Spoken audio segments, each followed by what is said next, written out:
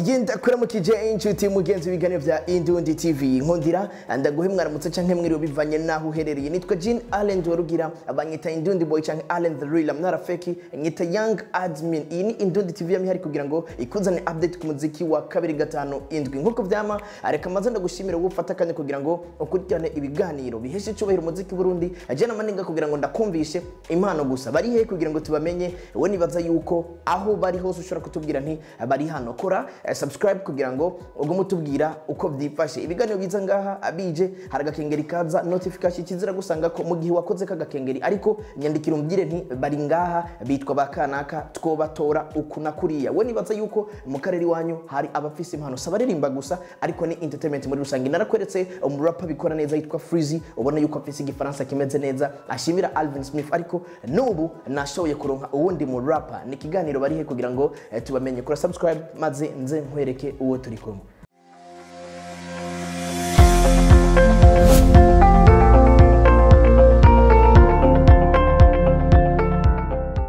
Yes, inshuti mugenzi nkuko nabikubwiye nibari he kugira ngo tubamenye nakubwiye yuko nasuye kuronka igindi impano imeze neza cyane bamwita Bwana On'Ka anibaza yuko atagukora na umenye ariko nkwibutsa gukaraba n'amazi ari mu muti canke n'isabuni akanya kose mu gihe twakoze kuri ibi nabiriya twibuka gukaraba cyane twibuka no kuramukanya uko bitegekanywa apana gukorana mu ntoki nibaza yuko usanzwe ubizi mu kwasamura turashira ko inkokora kugira ngo turabe ntiduhave twanduza abandi mu gihe tutaramenya yuko tugwaye ariko ikikubakiye hamagara kwijana na 17 kugira ngo ababijejwe baze bakurabe niko byifashe Bwana On'Ka mambo vipi safi safi kabisa umeze neza ndakomeye karibu cyane mu bwami bwa studio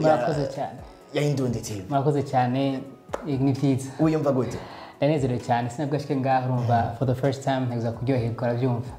yego ariko Bwana On'Ka nibaze yuko ari ryambere dukoranye kuri TV ariko twari twarakoranye mu kiganiro Indundi hit show wazananye na Mtama Ding Dang mu ndirimbo niho twakuriye muri kumwe na Kamikaze Nation na Call It The Magic Bwana On'Ka yeah kutazi Bwana On'Ka yifuza kumumenya ninde mu byukuri Bwana On'Ka amazina yanjye nyakuri ni Bwana On'Ka ndwaye Eric ego hanyuma nkaba mba mu kabiga Paul Baba hanyuma nkaba muri 2020 niko mvuga ninjiye muri music d'une façon professionnelle hanyuma muza usanzwe ndisumamwe nyene nko mu jeune entrepreneur quelque part ego nivyo niko navuga Bwana On'Ka nizina ryo kuri ego Bwana On'Ka ndwaye Eric ego ryavuye kuki Bwana On'Ka gisiguri Bwana On'Ka insiguro sinayitanga kuko nta yunzira je bwanje gusa ketse ko namaze kwibaza abavyeyi bakambwira ati wewe n'umuntu yari kwise tuca yakunda kukwitwa Bwana On'Ka akwita Bwana On'Ka rero tukatuteka twimizeko mugabo ku ishuri nkoresha ndwayo Eric mugabo nko muri quartier canke he Burundian ndwayo Eric ntumenya cupa kubaze uvuge Bwana On'Ka muri 2020 yafashe decision yo kwinjira mu muziki professionally kwigira gute abari ko aragukurikirana nko muri limbs yo Ricky wayo aka Bwana On'Ka ndumwana wa Kailo ndumwana wa Mola ndiwa mwana yateseka mu buzima ariko inshallah nzopabana kandi nzoshika mama nukarire ngo navukiye habi nzogwana ni life ndagufashe we na dari nukigero gimihari naravutse ngo ngufashe dupambane ni hali no money no life no school no laugh no home no peace ibyo byose turabizi yeah iyo niyo twakuriye niyo ndirimbo ya mbere washoye kugaragaramo je bituma ntumenya numvirije rap yawe Bwana On'Ka yatanguye kuririmba ryari yiyumvise nk'impano yo kuba kese nakubwiye ko ari uninjiye professionally ariko kera naririnze je ninjiye muri studio pour la première fois hari mu 2010 muri Rock House Records uririmba indirimbo yitwa Underground ndi Bwana On'Ka shaka kunyitukushaka amahasala badingos n'amakara ibintu nk'ibyo sinayibuka neza yes ariko Bwana On'Ka big up sana kuri rap imeze neza nibaza yuko umaze kuronka feedback abakumvirije muri irya ndirimbo ego abantu benshi nziza canke mbi neza bon côté positif nyine yabaye nyinshi cyane kubera ko hari abantu ofete bari banzi ndirimba bavuga ati ne petit yatakaye gute byagenze gute mugabo bamaze kubona ingarutse bavuze tuti no ibintu ni grave ahubwo uzanye ingufu za atari ubandanye bica bimpa intege ego numva je kubganje ari côté positif yagaragaye cyane kurusha ariko kuretse ko hari bandi bambwira tuke toujours bandanye intambira cyari ndende niza intambamye muhura nazo mwebwe baririmbyi mu gitangura kwinjira muri studio bon ikintu cyambere novuga nk'intambamye ni kuko umuziki ni ikintu kirekire cyane urumva hariho kujya muri studio kujyane gukora n'icyo kita kumenyekanisha umuziki usanga ibintu bigoye udashaka gukora uri wenyine urumva rero usanga wakoze indirimbo ugasanga wakoze indirimbo ya bien mugabo le fait que udashaka kwitwara hose kubera ko uri wenyine usanga ari ikibazo gigoye nicyo gituma rero bikeneye ko uba ufise toute une équipe ibiri hajya kugira ngo ushobore kugufasha muri ibi nabiri ushobora kuba utishoboje On'Ka ni hehe wipfuza yuko rap yawe gushikana kuko wavuze ati muri 2020 niho ushoboye gufata ninjire mu muziki professionally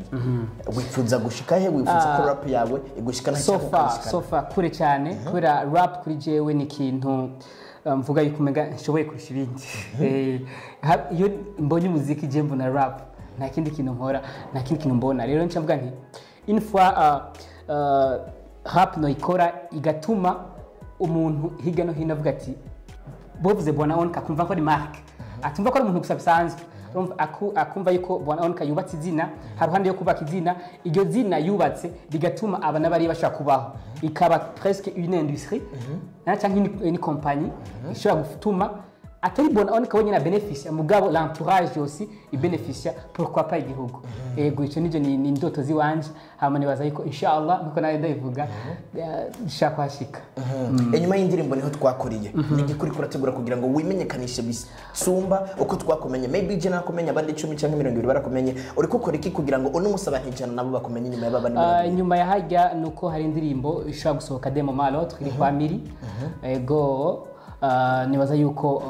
muri semaine iza plus tard zo yasohotse uri karagukurikirana kugira ngo agire ingoga n'ishaka yo kuzoja kumviriza iyo ndirimbo ni giki kintu wamubwira canke ni gute wo mwumvisha yuko izo bimeze neza bon icabere nuko ntoyiririmba ubunyene muganda ndashaka kugira iyindi peut-être ariko gusa no mubwira yuko ari indirimbo izobije isumbijya kubera nivyo rakiriwe neza mugabo nibaza yuko izo bifise ikiruta ego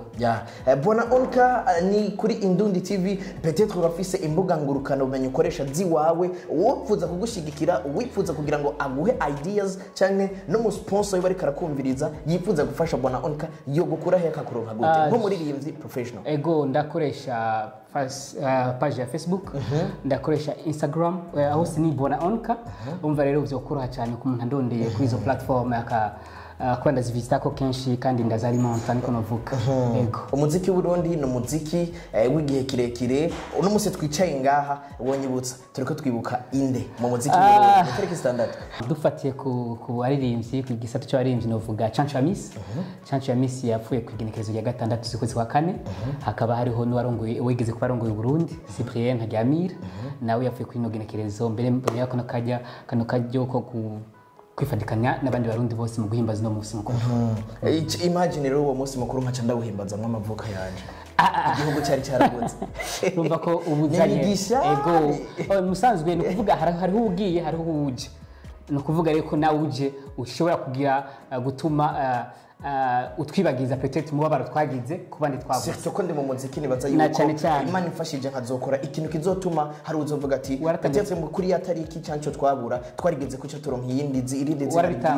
warabitanguye hasigaye BD hanyuma Imana yongeye ibandanye heza asante Bwana On'Ka nakaye kajambo wocisha nko kugira ngo turangize imbere yuko nza kuza kugira ngo tugira akantu gatoyi cyo dusezera ko dukurikirana nakaye kajambo kushikiriza bari kwaragukurikirana cyane cyane gushima bagufashije kuva mu ntango abariko baragukurikirana na ya makampuni adukurikirana ego icyambere no shimira abantu badukurikirana na cyane cyane abashobora kuronka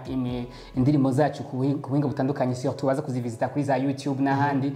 ndababwira yuko ndabakunda cyane kandi nkifuza ko babandanye badushigikira hanyuma wa kabiri ndabwiswa kabiri ngo yateza kuba mbere ni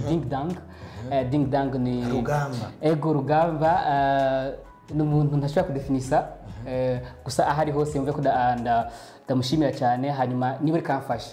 karamfasha muri by'umuziki byose urabona no kuza no kugira twiwe nawe je tumenyane ni kubera ding urumva re ahari respect cyane umutama ding hanyuma ku makampani nabo bumve yuko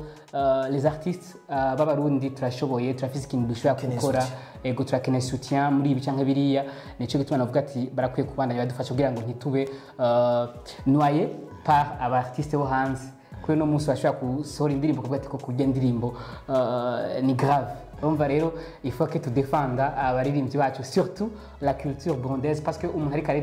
aririmba adefenda igihugu ciwe abantu rero batatu canke iyo migwi mitatu ndashimira cyane kandi abasaba yuko babandanye badushigikira bashira mu ngoro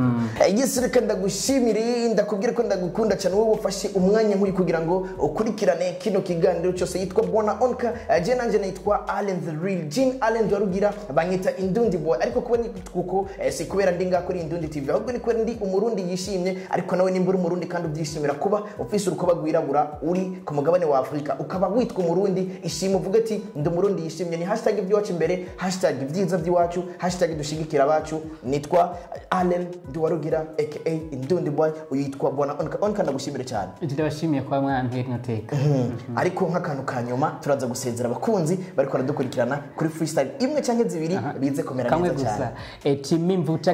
mivuta bangi kali wanaona mimi sifa wanagia mambo makali eti dingi mashi yangu pombe mashi yangu ni wapate kutenganisha mimi na penzi wangu but I don't care what they say I live with her forever hata longa sana she's my umbrella wherever kwenye mbinguni fura dunia na kara hata longa sana wherever tutafla sitaji shuka wendo nafaa kunifunika sitaji joto wendo nafaa kwa moto kwa umateso moyoni sije umoshi mekoni nikikukosa na shika mas na mboni bra